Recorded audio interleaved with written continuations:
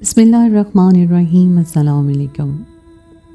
जब एक लड़की ने ऐसे बच्चे को जन्म दिया कि वो लड़का इंसानों जैसा नहीं था, तो शौहर ने बीवी को बदकार समझकर उस बच्चे को कत्ल करने लगा। तो देखो फिर जो अल्लाह ने किया। तौबा तौबा। मेरा सबसे बड़ा गुनाह ये था कि मैं बहुत खूबसूरत और जवान थी। 17 साल की हुई कि अम्मा अब्बा ने मेरी शादी फैसल से करवा दी। वो दुबई से कुछ अरसे की छुट्टियों पर यहाँ आया था। उसने खुद अपनी पसंद से रिश्ता भेजा था। वो हमारा दूर का रिश्तेदार भी था, इसीलिए अम्मा अब्बा ने इनकार न किया और ये कहकर मुझे रुखसत कर दिया कि बाकी की तालीम ससुराल जाकर पूरी हो जाएगी।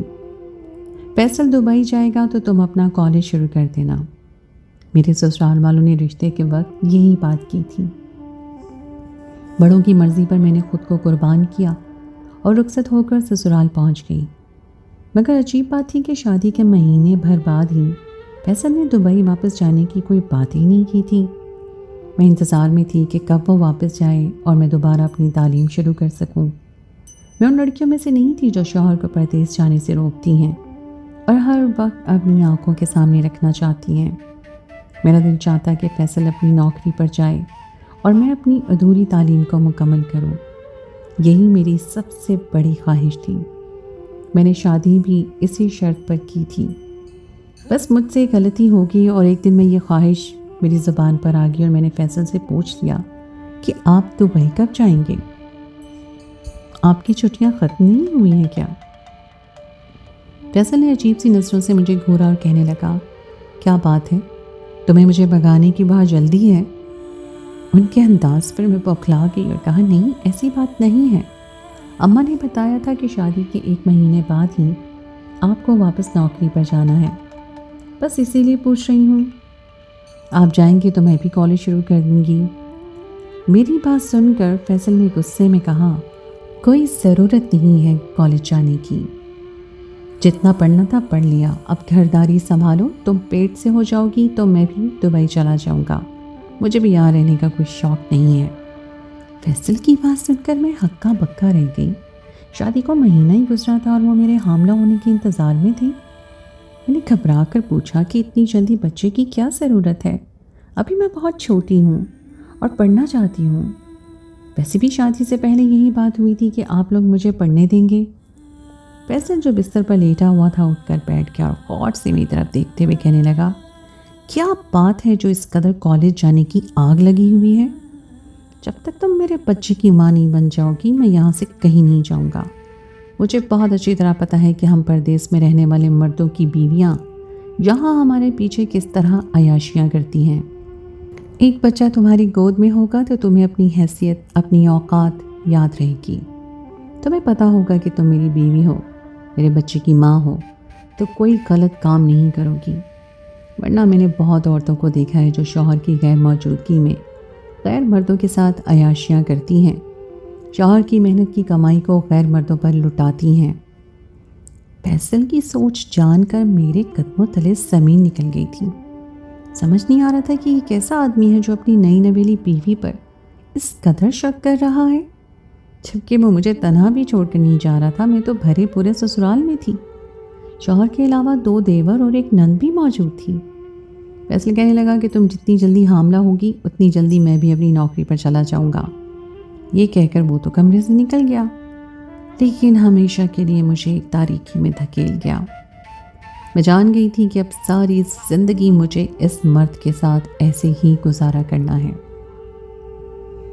महीने पर महीना गुजरने लगा, लेकिन मैं हामला ना हुई। फैसल अक्सर रात को मेरे साथ ज़बरदस्ती करता और उसे लगता कि ऐसा करने से मैं उम्मीद से हो जाऊंगी। उसने तो मियाँ बीवी के रिश्ते की हद को भी पार कर दिया था। वो मेरे साथ शौहरों जैसा नहीं बल्कि दरिंदों जैसा सलूक करता था। 3 महीने में ही मैं अपनी ज़िंदगी से इस कदर बेजार आ गई थी कि मैं खुद फैसल से फरार चाहने लगी थी। हर रात में बिस्तर पर तख्ता मश्क बनी रहती कि किस तरह हामला हो जाऊं। इन्हीं दिनों मेरी बड़ी नंद दूसरे शहर से रहने के लिए चली आई। उसके साथ उसका शौहर और एक बच्चा भी था। वो लोग भी हमारे घर में रह रहे थे और मेरी बड़ी नंद के शौहर मुबश्शर एक बहुत अच्छे इंसान थे। وہ جب مجھے صبح سے شام تک گھر کے کاموں میں الجھا دیکھتے اور فیصل کے رویے کو محسوس کرتے تو میرے ساتھ بہت اچھی طرح سے بات کرتے، چھوٹی چھوٹی بات پر میرا خیال رکھتے، لیکن مجھے نہیں معلوم تھا کہ ان کا یہ خیال رکھنا اور میرا احساس کرنا میرے لیے ہی جرم بن جائے گا۔ میری بڑی نند اور ان کے شوہر مبشر کو آئے 10 دن ہی گزرے تھے کہ ایک رات فیصل میرے ساتھ جھگڑا کرنے لگے۔ انہیں لگ رہا تھا کہ میں جان بوجھ کر حاملہ نہیں ہو رہی ہوں۔ ان کی آواز اتنی اونچی تھی کہ کمرے سے باہر جا رہی تھی۔ میں نے انہیں سمجھانے کی کوشش کی کہ گھر میں اور بھی لوگ ہیں، جوان نند اور دیور بھی موجود ہیں، خدا کے واسطے اپنی آواز کم کریں اور ایسی بات نہ کریں، لیکن فیصل کو تو کوئی بات سمجھ ہی نہیں آ رہی تھی۔ وہ بار بار چلا چلا کر کہتے کہ ضرور تیرا کسی غیر مرد کے ساتھ چکر ہوگا، جبھی تو میرے بچے کو پیدا نہیں کرنا چاہتی اور میرے جانے کا انتظار کر رہی ہے۔ میں نے تنگ آ کر اپنے کانوں پر ہاتھ رکھ لیا تھا۔ میں یہ سب سن کر تھک چکی تھی، لیکن فیصل یہ سب کہتے نہیں تھکتے تھے۔ مجھے سمجھ ہی نہیں آتا تھا کہ میں کس طرح ان کو اپنی پارسائی کا یقین دلاؤں۔ گھنٹہ بھر مجھ پر چیخ کر اپنا غصہ نکالنے کے بعد وہ کمرے سے نکل کر کہیں چلے گئے۔ میں روتی ہوئی اپنے کمرے میں بیٹھی تھی کہ مبشر نے کمرے کا دروازہ بجایا۔ دروازہ کھلا ہوا تھا۔ وہ ناک کرنے کے بعد اندر چلے آئے۔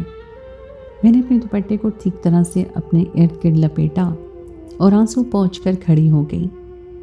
اتنی رات کو پتہ نہیں وہ میرے کمرے میں کیوں آئے تھے۔ مبشر کہنے لگے، بھابھی سب خیریت تو ہے؟ فیصل بہت غصے میں نکلا ہے اور آپ بھی رو رہی ہیں۔ آپ کے چیخنے کی آواز ہمارے کمرے تک آ رہی تھی۔ میں کچھ بھی نہ کہہ سکی اور خاموشی سے کھڑی رہی تو وہ میرے قریب آ گئے اور کہنے لگے، آپ پریشان نہ ہوں، فیصل شروع سے ہی ذرا جذباتی ہے، ٹھیک ہو جائے گا۔ میری آنکھوں سے خود بخود آنسو بہنے لگے تھے۔ بہت عرصے سے میرے دل میں یہ غبار تھا جو مبشر کی ہمدردی پا کر بہہ نکلا۔ مجھے اس طرح روتا ہوا دیکھ کر مبشر نے مجھے بازو سے پکڑا اور بستر پر بٹھا دیا۔ اس سے پہلے کہ ہمارے درمیان کوئی بات ہوتی، وہ مجھ سے کوئی فاصلہ اختیار کرتے۔ پتہ نہیں کیسے فیصل کمرے میں آ گئے۔ وہ اپنا فون بھول کر نکلے تھے اور وہیں لینے پلٹے تھے، لیکن میری قسمت ہی خراب تھی کہ انہوں نے مبشر کو میرے قریب دیکھ لیا تھا۔ وہ ایک دم غصے میں ہمارے قریب آ کہنے لگے، میری غیر موجودگی میں یہاں یہ سب ہوتا ہے؟ تمہیں شرم نہیں آتی تم میری بہن کے شوہر کے ساتھ؟ مبشر نے فیصل کو روکنے کی کوشش کی اور کہا کہ ایسا کچھ بھی نہیں ہے، میں تو بس تمہاری آواز سن کر یہاں آیا تھا، لیکن جب تم جا چکے تھے۔ لیکن فیصل کو کون سمجھا سکتا تھا؟ وہ بلند آواز میں چیخنے لگا اور یہاں تک کہ میری ساس، میرے دیور، نند بھی جمع ہو گئے۔ بنا کسی جرم کے بھی سب کی نظروں میں چور بن گئی۔ ہر کوئی مجھے ہی عجیب نظروں سے دیکھ رہا تھا۔ مبشر نے صفائی دینے کی بہت کوشش کی، لیکن کوئی صفائی کام نہیں آئی۔ فیصل نے چیخ چیخ کر یہ کہا کہ میں نے مبشر کو جان بوجھ کر پھنسایا ہے۔ میری تو زبان ہی تالو سے چپک گئی تھی اور پھر حنا باجی کہنے لگی، مجھے تو اس لڑکی کے لچھن پہلے سے ہی پسند نہیں تھے۔ فیصل تو نے ہی اس سے شادی کے لیے دیکھا اور جوان خوبصورت ہے، دیکھو کیسے اپنی جوانی کا فائدہ اٹھا رہی ہے۔ میرے ہی شوہر کو پھنسا لیا، میں تو اب اس گھر میں 1 منٹ نہیں رہوں گی، ایسا نہ ہو کہ میری ہی طلاق کروا دے۔ حنا باجی کی زبان کے آگے بھی خندق تھی، وہ بولتی ہی چلی گئی اور پھر بڑی مشکل سے مبشر انہیں پکڑ کر اپنے کمرے میں لے گئے۔ میری ساس کو اپنے بیٹے کے مزاج کا معلوم تھا، اس لیے انہوں نے بڑی مشکل سے معاملے کو ختم کروایا، لیکن میری حالت ایسی ہو گئی تھی کہ میں کسی سے نظر تک نہیں ملا سکتی تھی۔ جب میرے شوہر کو ہی مجھ پہ اعتبار نہیں تھا تو میں کسی دوسرے سے کیا امید کر سکتی تھی؟ میرے دیوروں کی نظریں میں بھی میرے لیے نفرت تھی۔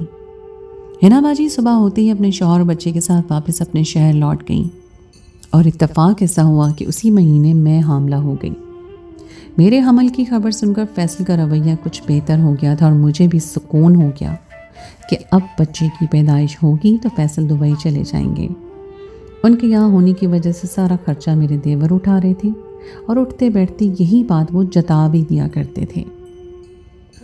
اب میں کسی کو کیا بتاتی کہ میرے شوہر تو بچے کے انتظار میں ہی بیٹھا ہوا ہے، وہ بچے کے نام پر میرے پیروں میں بیڑیاں ڈالنا چاہتا تھا۔ اسے لگتا تھا کہ بچہ ہوگا تو میں اس کے ساتھ کوئی بے وفائی نہیں کروں گی، جبکہ میں نے تو کبھی ایسا سوچا بھی نہیں تھا۔ جیسے جیسے حمل کو مہینے گزرنے لگے مجھے مزید سکون کا احساس ہونے لگا۔ فیصل کی وحشت اور درندگی، اس میں بھی کچھ کمی آ گئی تھی، اور میں سوچ رہی تھی کہ فیصل کے جانے سے مجھے ان کے ناروا سلوک سے آزادی حاصل ہو جائے گی۔ میں ساس اور دیوروں کے تانوں سے بھی بچ جاؤں گی۔ تعلیم کا خیال تو میں خود دل سے نکال چکی تھی، لیکن میں سمجھ گئی تھی کہ ان لوگوں نے جلدی شادی کرنے کے لیے جھوٹ کا سہارا لیا تھا۔ لیکن بدقسمتی نے میرا پیچھا نہیں چھوڑا تھا۔ میرے حمل کو 7واں مہینہ چل رہا تھا اور گھر میں کوئی بھی نہیں تھا۔ میری ساس اور نند پڑوس میں گئی ہوئی تھیں، دیور اور فیصل سب اپنے کاموں پر تھے، اور گھر کا دروازہ بجا۔ میں کھولنے گئی تو حیران رہ گئی۔ دروازے پر میرا چچا ساتھ خرم کھڑا تھا۔ آج سے پہلے وہ کبھی ہمارے گھر نہیں آیا تھا۔ اسے دیکھ کر مجھے خوشی بھی ہو رہی تھی۔ ہم دونوں کی ایک ہی عمر تھی، ہم ساتھ کھیل کود کر بڑے ہوئے تھے، اور اتنے عرصے بعد پہلی دفعہ میرے گھر آیا تھا۔ میں اسے اندر بلانا چاہتی تھی، لیکن فیصل کے خوف کی وجہ سے میں نے اسے اندر آنے کو نہیں کہا۔ وہ خود ہی کہنے لگا، شازیہ اندر نہیں بلاؤ گی؟ میں نے شرمندہ ہو کر انکار کیا اور کہا کہ نہیں، گھر میں کوئی بھی نہیں ہے، میں اکیلی ہوں۔ یہ سن کر وہ بھی خاموش ہو گیا۔ وہ کسی کام سے ہمارے محلے میں آیا تھا، اور اسے معلوم تھا کہ یہی میرا گھر ہے، تو سلام دعا کے لیے چلا آیا۔ میری خیر خیریت کر کے دروازے پر سے ہی وہ واپس لوٹ گیا۔ لیکن اس سے پہلے کہ میں دروازہ بند کرتی، میرا چھوٹا دیور آ گیا۔ اس نے خرم کو جاتے ہوئے دیکھا تھا، فوراً سختی سے پوچھنے لگا، یہ کون تھا؟ مجھے اس کا انداز بہت برا لگا۔ میں نے بتا دیا کہ میرے چچا کا بیٹا تھا، سلام دعا کے لیے آیا تھا، لیکن میرا چھوٹا دیور بھی کوئی کم نہیں تھا۔ اس نے فیصل کے گھر آتے ہی فوراً یہ بات بتا دی، اور فیصل نے یہ بھی کہا کہ اپنی بیوی کو سمجھا لیں، اس طرح محلے میں ہماری بدنامی ہوگی۔ یہ دروازے پہ کھڑی ہو کر غیر مردوں سے بات کریں گی تو کل کو ہماری بہن کا رشتہ بھی نہیں ہوگا۔ مجھے اپنے چھوٹے دیور سے ہرگز بھی ایسی امید نہیں تھی کہ وہ فیصل سے اس طرح کی کوئی بات کرے گا۔ ایک نیا ہنگامہ کھڑا ہو گیا تھا۔ فیصل نے اپنی ماں اور بھائیوں کے سامنے میرے منہ پر ایک زوردار تماچا دے مارا اور کہنے لگی، تم تو بہت ہی بدذات عورت نکلی۔ میں تو تمہیں نیک اور شریف سمجھا تھا، لیکن گھر والوں کی غیر موجودگی میں تم نے اپنے یاروں کو دروازے تک بلا لیا۔ میں سر پکڑ کر رہ گئی تھی، نہ پہلے میری کوئی غلطی تھی نہ اب، لیکن میں ہی قصوروار ٹھہرائی گئی تھی۔ میں نے فیصل کو لاکھ سمجھانے کی کوشش کی، ایسا کچھ نہیں ہے جیسا آپ سمجھ رہے ہیں، مگر فیصل کو میری کوئی بات سمجھ ہی کہاں آتی تھی۔ میں بہت زیادہ ٹینشن میں آ گئی تھی۔ میرا بی پی مستقل ہائی رہ رہا تھا، گھر کے سارے کام بھی میرے اوپر تھے، اور پھر بدنامی کا داغ بھی میرے ہی دامن میں لگا ہوا تھا۔ میں کسی کے سامنے نظر نہیں اٹھا پاتی تھی۔ میرے گھر والے تو مجھے رخصت کر کے جیسے بھول ہی گئے تھے۔ اماں ابا کبھی ملنے کے لیے آتے تو مجھے ہی صبر کی تلقین کرتے۔ مجھے تو میکے جانے کی اجازت ہی نہیں تھی۔ جب بھی میں اماں کے گھر جانے کی بات کرتی تو فیصل کہتے، جب میں دبئی چلا جاؤں گا تب اپنے میکے چلی جانا، ابھی جانے کی کوئی ضرورت نہیں ہے۔ اور مجھے ایسے کوئی آثار نظر نہیں آتے تھے کہ وہ دبئی واپس جاتے۔ پتہ نہیں کیوں انہوں نے مجھ سے کیسی پسند کی شادی کی تھی کہ انہیں مجھ پر رتی برابر بھی اعتبار نہیں تھا۔ شاید وجہ میری خوبصورتی تھی یا پھر میری بدقسمتی۔ بڑی مشکل سے 9 مہینے پورے ہوئے، اور پھر وقت پورا ہوتے ہی مجھے شدید درد شروع ہو گیا۔ میری ساس اور فیصل مجھے ہسپتال لے گئے۔ کوئی گھنٹے بعد ڈیلیوری ہوئی اور میں نے ایک بچے کو جنم دیا۔ لیکن یہاں بھی میری قسمت نے مجھے دھوکہ دیا تھا، کیونکہ اس بچے کو دیکھ کر نہ صرف ڈاکٹر کی چیخ نکل گئی تھی، بلکہ میرے شوہر کو بھی یقین نہیں آیا تھا کہ یہ ہمارا بچہ ہے۔ میں نے تو ابھی تک بچے کو دیکھا بھی نہیں تھا، اور میری حالت بہت خراب تھی۔ فیصل میرے پاس سے کہنے لگے، تمہاری بدکاری کا نتیجہ اس دنیا میں آ گیا ہے، یہ میرا بچہ نہیں ہے، یقیناً تم نے کسی اور کے ساتھ منہ کالا کیا ہے، جبھی تو ایسے بچے کو جنم دیا ہے۔ میں نے ناسمجھی سے فیصل سے پوچھا کہ ایسا کیوں کہہ رہے ہیں، یہ آپ ہی کا بچہ ہے۔ فیصل نے بچہ اٹھا کے میرے سامنے کیا تو میری بھی چیخ نکل گئی۔ وہ ایک عجیب سا بچہ تھا۔ اس کے دونوں کان نہیں تھے، بلکہ ان کی جگہ صرف 2 سوراخ تھے، اور ایک آنکھ بھی نامکمل تھی۔ ناک کی جگہ بھی صرف سوراخ تھے، اور دیکھنے میں وہ بہت ہی بھیانک معلوم ہو رہا تھا۔ لگتا ہی نہیں تھا کہ یہ انسان کا بچہ ہے۔ فیصل نے نفرت سے میری طرف دیکھا اور کہنے لگے، جب عورت تیری جیسی بدکار ہو तो इसी तरह का बच्चा पैदा होता है। यकीन है तूने किसी और के साथ मुंह काला किया है। और ये बात तो मुझे अब समझ आ रही है कि मेरी इतनी कोशिश करने के बावजूद भी तू पहले हामला नहीं हुई, लेकिन जिस वक्त मुबश्शर हमारे घर रह कर गया उस महीने तू हामला हो गई। कहीं ये तेरा और उसका कोई गुनाह तो नहीं? मैंने फैसल के आगे हाथ जोड़ दिए और कहा, खुदा के लिए फैसल, इस वक्त तो मुझ पर रहम करो, ये हमारा ही बच्चा है। मैंने कोई गुनाह नहीं किया है। लेकिन फैसल मेरी कोई बात ना माना। मेरी अस्पताल से छुट्टी हुई तो फैसल मुझे और उस बच्चे को लेकर अस्पताल से निकला, लेकिन घर नहीं लाया, बल्कि वो हमें एक वीरान सी जगह पर ले गया। कि देखकर मेरी सांस रुकने लगी थी कि गाड़ी एक जंगल नुमा जगह पर रुकी थी। मैंने फैसल से रोते हुए कहा कि हम यहाँ क्यों आए हैं, मुझे घर लेकर चलो। फैसल ने नफ़रत से मुझे देखा और कहने लगे, तुम्हें तो घर ले जाऊंगा, लेकिन इस दाग को घर नहीं लेके जा सकता। मैंने अम्मा से कह दिया है कि सबको बता दो तुमने मुर्दा बच्चा पैदा किया है। ये कहकर फैसल उस बच्चे को गोद में उठाए जंगल की तरफ बढ़ने लगे और मैं दीवानों की तरह उनके पीछे पीछे भागने लगी। वो बच्चा जैसा भी था मेरा था, मैं उसे किसी कीमत पे नहीं खोना चाहती थी। मैंने 9 महीने अपने बदन में उसका बोझ उठाया था। फैसल से पहले उस बच्चे को मैंने अपनाया था, उसे महसूस किया था। मैं कैसे उसे कोई खराश भी आने दे सकती थी। फैसल ने उस बच्चे को ज़मीन पर लिटाया और गड्ढा खोदने लगे। ये समझने में मुझे ज़्यादा देर नहीं लगी थी कि वो मेरे बच्चे को जिंदा दफन करने वाले हैं। मैंने इतना संगदन इंसान आज तक नहीं देखा था जो अपनी ही औलाद को इस तरह कत्ल करने वाला हो। मैंने फैसल को रोकने की कोशिश की, लेकिन उन पर तो जुनून सवार था। वो कहने लगे, मैंने सारी ज़िंदगी दुबई में पाक दामनी से गुजारी है, मैंने कभी वहाँ किसी औरत की तरफ नहीं देखा, जुआ और शराब की लत में नहीं पड़ा ताकि मेरी बीवी वफादार हो, और तुमने मेरे साथ इतना बड़ा धोखा किया है। उनके दिमाग में ये बात बहुत अच्छी तरह बैठी हुई थी कि जो मर्द परदेश में रहते हैं उनकी बीवियां उन्हें ज़रूर धोखा देती हैं।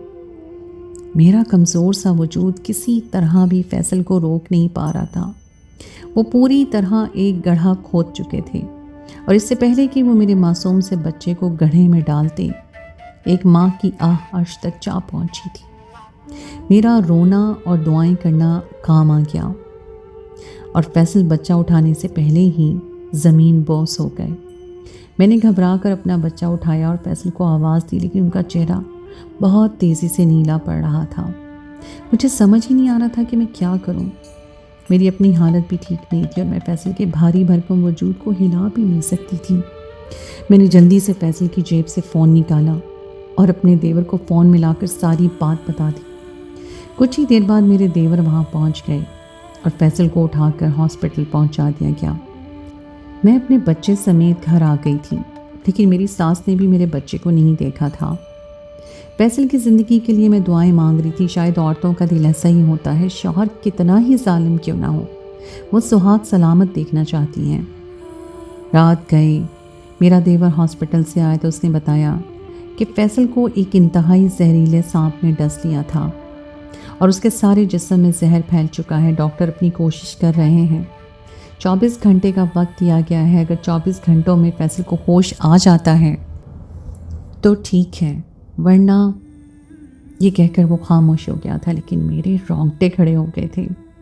कुछ देर पहले तक मेरे बच्चे की जान लेने के जो दर पे था, लेकिन कुदरत ने ऐसा खेल उल्टा था कि उसकी अपनी जान को ख़तरा लाहक हो गया था। 24 घंटे बाद उसे होश आ चुका था, लेकिन उसके हाथ पांव काम नहीं कर रहे थे। जहर के असर ने उसे मफलूज कर दिया था। मैं उसे देखने हॉस्पिटल गई तो उसकी आंखों से आंसू बह रहे थे। वो बहुत मुश्किल से बातचीत कर रहा था। मुझे देखकर कहने लगा, ये सब तुम्हारी बद्दुआओं की वजह से हुआ है। मैं तुम्हारी औलाद को कत्ल करना चाहता था, इसीलिए मेरे साथ ऐसा हुआ। मैंने रोते हुए फैसल से कहा, मेरा यकीन करें, यह हमारा बच्चा है। मैं नहीं जानती कि ये ऐसा क्यों पैदा हुआ है, लेकिन हम डॉक्टरों को इसे दिखाएंगे तो ये ठीक हो जाएगा। मैंने मोहब्बत से फैसल के सर पर हाथ रखा तो उनकी आंखों से आंसू बह निकले। शायद उन्हें मेरी मोहब्बत, मेरी पाकीज़गी पर यकीन आ गया था। उन्हें सही तरह से अपने पैरों पर खड़े होने में पूरे 2 महीने लगे थे। मेरे बच्चे की हालत बहुत ज़्यादा ख़राब थी, उसका इलाज भी चल रहा था। मेरे देवर दिन रात मुझे पैसों को लेकर जलील करने लगे। जो फैसल ठीक हुए और हम बच्चे को लेकर एक बहुत बड़े सरकारी अस्पताल में गए तो उन्होंने बताया कि हमल के दौरान होने वाली पेचीदगियों और ज़हनी टेंशनों की वजह से अक्सर बच्चे डिसेबल पैदा होते हैं। अक्सर तो ऐसे बच्चे पेट में ही मर जाते हैं। इस बच्चे की बहुत ज़्यादा सर्जरी होगी और उसके बाद ही ये नॉर्मल इंसानों जैसा हो सकेगा, लेकिन इसके लिए बहुत ज़्यादा पैसे चाहिए होंगे। डॉक्टर की बात सुनकर मैं परेशान हो गई थी। फैसल कहने लगे, तुम फिक्र ना करो, मैं दुबई जा रहा हूँ, वहाँ से बहुत सारा पैसा भेजूँगा, तुम मेरे बच्चे के इलाज पर सारा पैसा लगा देना, ये जल्द ठीक हो जाएगा। मैं बहुत अरसे से फैसल की वापसी का इंतज़ार कर रही थी, लेकिन मैंने कभी नहीं सोचा था कि उनकी वापसी इस अंदाज में होगी। वो मेरे पैरों में औलाद की बेड़ियां डालकर जाना चाहते थे, लेकिन जब औलाद हुई तो मैं एक नई आजमाइश में मुब्तला हो चुकी थी।